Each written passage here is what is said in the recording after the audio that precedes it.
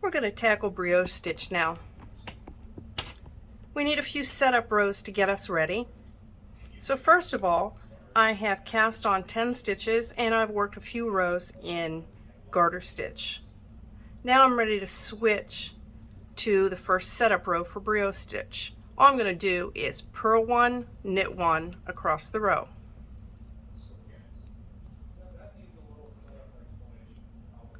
And it doesn't matter if you hold the yarn in your left or your right hand as you are knitting. The mechanics are slightly different, but you still produce the same results. Okay, so I've purl 1, knit 1 across the row. Now I'm going to do the first setup row. All we're going to do is to bring the yarn to the front of the right needle. So bring the yarn to the front, slip this first stitch purlwise, and then knit 1. Oops, didn't catch all the strands. Okay.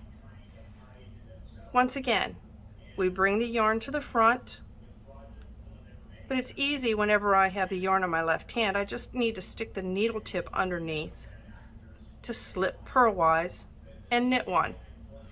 But it's exactly the same if you are using the yarn in your right hand, because then all you do is bring the yarn forward to the front of the work, slip 1, and as you knit 1, you let the yarn go over top of the needle to create a yarn over.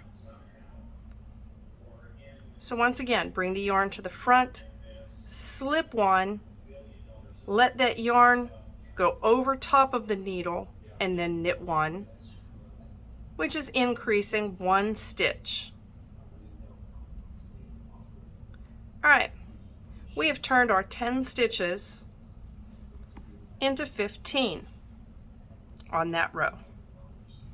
And if you notice, the stitches, there's 1 stitch followed by 2 that are made by the slip stitch and the yarn over. In each case, you've got 1 stitch, 2 stitches, 1 stitch, 2 stitches, 1 stitch, 2 stitches. So on this next row, we're going to do the same thing.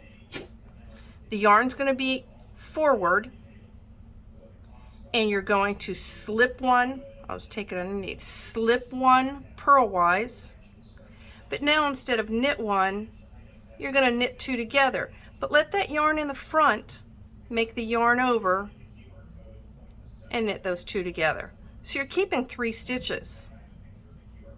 Okay, once again, bring the yarn forward, slip 1,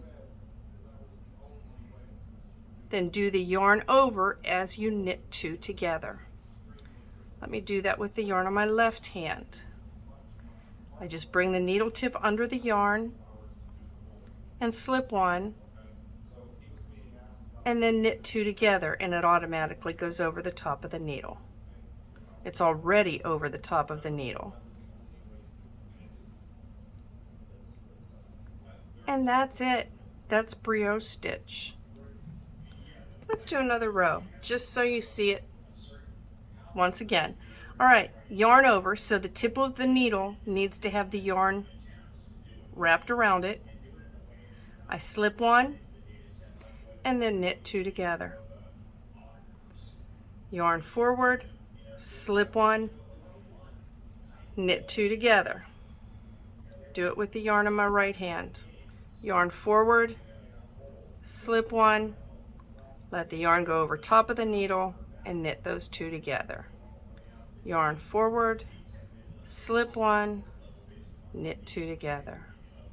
Yarn forward, slip 1,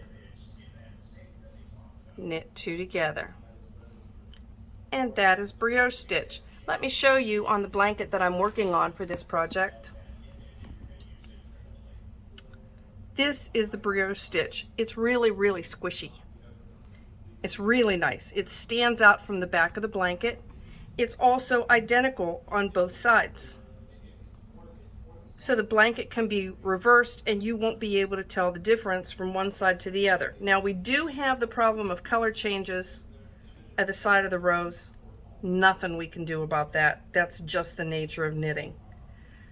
But the brioche stitch, once again, very squishy, very nice. This is very warm for a scarf.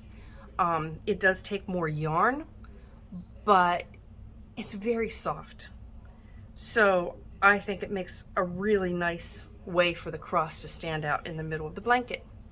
I hope you try brioche stitch. It's really a lot of fun.